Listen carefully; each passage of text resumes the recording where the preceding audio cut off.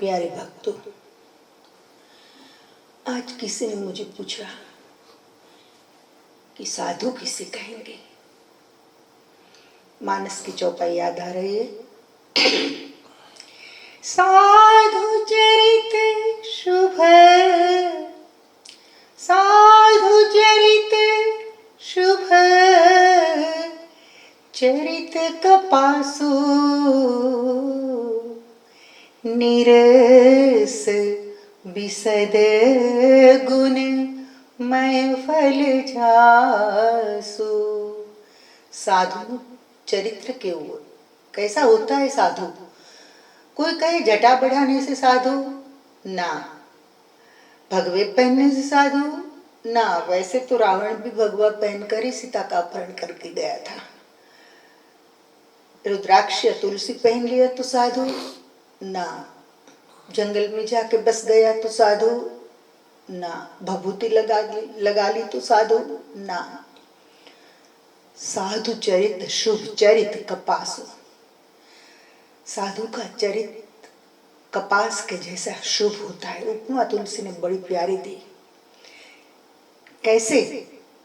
निरस, कपास जब तैयार हो जाता है, पानी से ही कपास होता है तैयार खेतों में, लेकिन तैयार हो जाने के बाद उसे जो देखा जाए तो उसमें पानी नहीं होता है। वैसे संसार में ही साधु जन्म लेता है, लेकिन साधु के हृदय में संसार नहीं रहता है।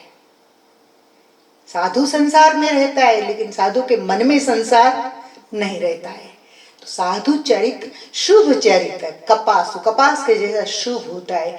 निरस बिसद गुणमय, निरस दूसरा, बिसद मिट्टी में पैदा होता है लेकिन सफेद विशुद्ध श्वेत, और गुणमय फल, उसका फल क्या है?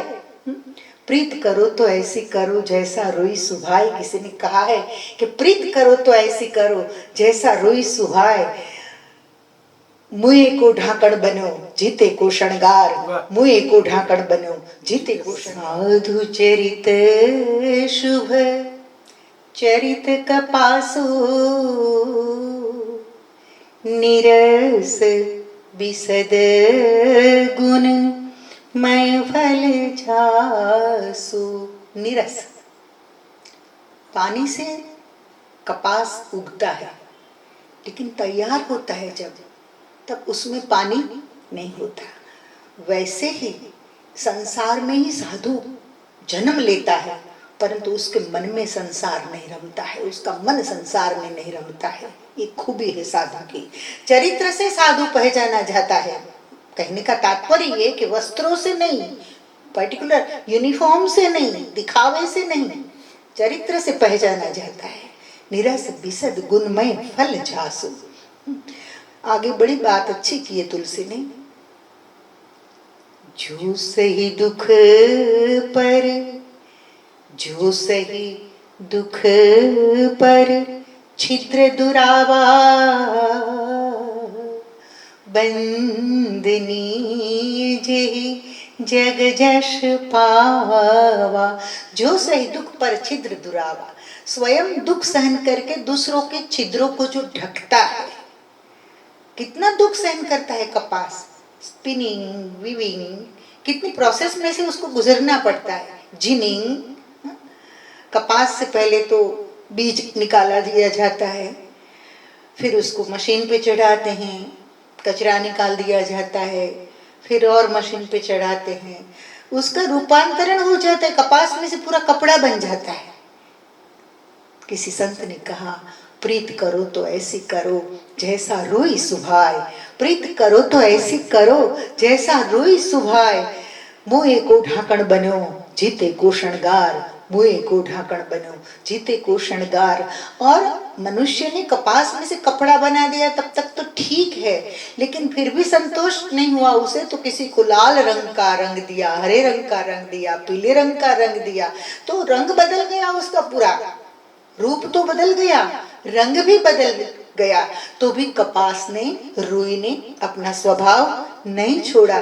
मुए को ढाकण बनो जीते को शृंगार। यही वस्त्र जीते हम तब हमारा श्रृंगार बनता है, यही वस्त्र हमारे शरीर की मर्यादा को ढांकता है, यही वस्त्र हमको, शरीर को रक्षा देता है, धूप से, ठंडी से रक्षण देता है।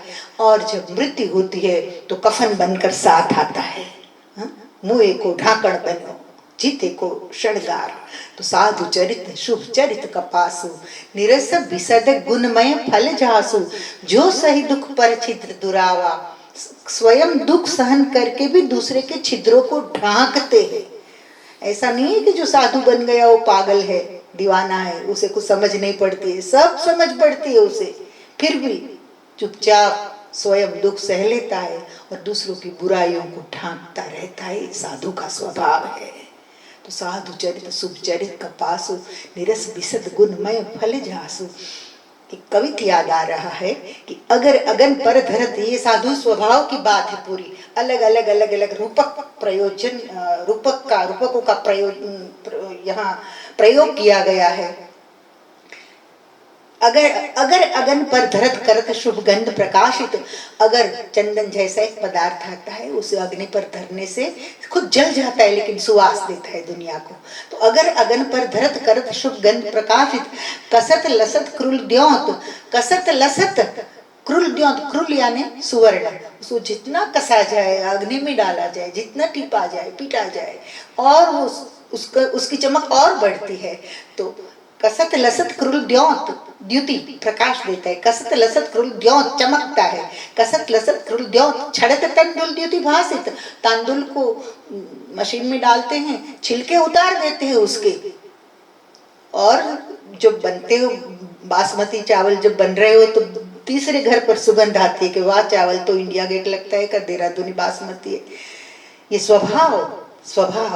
तो कसत लसत क्रूल द्योत छड़क तंदुल द्युति भासित।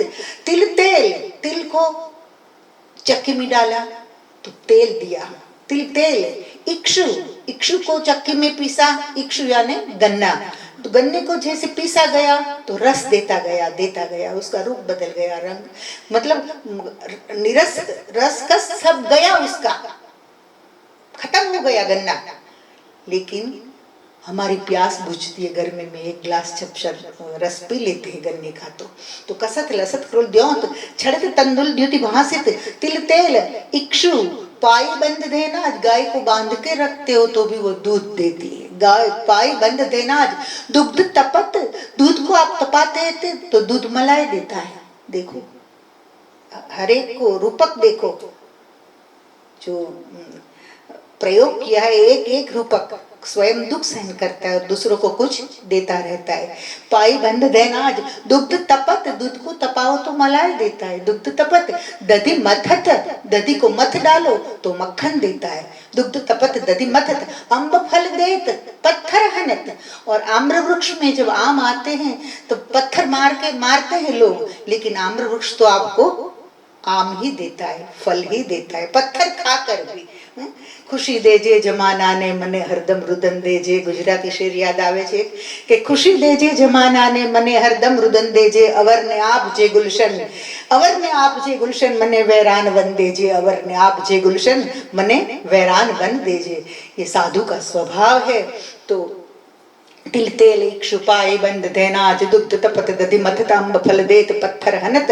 तो कुलवंत संत, कुलवान जो साधु होता है, जिसके गुण उत्तम होते हैं, जिसमें सही रक्त बहता है, जिसमें सच्चाई होती है, जिसके स्वभाव में नम्रता होती है, जिसके स्वभाव में परोपकार होता है, तो कुलवंत संत सज्जन कवि गणे न अवगुण गुण गणे। कुलवंत संत सज्जन कवि गणे न अवगुण गुण गणे। जो साधु होता है वो आपके दुर्गुणों के सामने नहीं देखता है, आपके गुणों को पहचानता है, गुणों को देखता है और गुणों को वंदन करता है। तो संत तुलसी कहते बंदौ संत समान चित, बड़ा प्यारा दोहा है। बंदौ संत समान चित, बंदौ संत समान चित, हित अनहित नहीं को, अंजलिगत शुभ सुमन जिमी सम सुगंध कर दो। बंदो संत समान चित, साधु कैसा होता है, समान चित्त, समता होती है उसके स्वभाव में। संत समान चित्त है। हित अनहित नहीं को किसी का वो भला करे और किसी का बुरा करे, भला और बुरा दोनों से वो ऊपर उठ गया है। उससे जो कुछ होता है वो सहजता से भला ही होता है, उसका स्वभाव होता है। उसका इरादा नहीं होता इसका भला करो उसका बुरा करो ना, सहज स्वभाव बन जाता है दूसरों का हित करना। ये साधु का स्वभाव। बंधु संत समान चित है, हित अनहित नहीं को। उपमा बहुत अच्छी दी कि अंजलिगत शुभ सुमन जिमी। अंजलि में सुमन रखे हो, सुगंधी पुष्प रखे हो तो सम सुगंध कर दो, दोनों हथेलियों को समान सुवास देता है। अंजलिगत शुभ सुमन जिमी सम सुगंध कर दो। अरे हथेलियां उसको मसल भी देगी ना पुष्पों को तो भी और सुगंध देगा। ये साधु का स्वभाव है। तो हमको इस सत्संग से ये समझना है कि साधु विभेष से कोई नहीं हो जाता है, नहीं तिलक माला से कोई हो जाता है। साधु प्रकृति से होता है, साधु स्वभाव से होता है और हमको स्वभाव से साधु बनना है। माहेश्वरी का नमस्कार।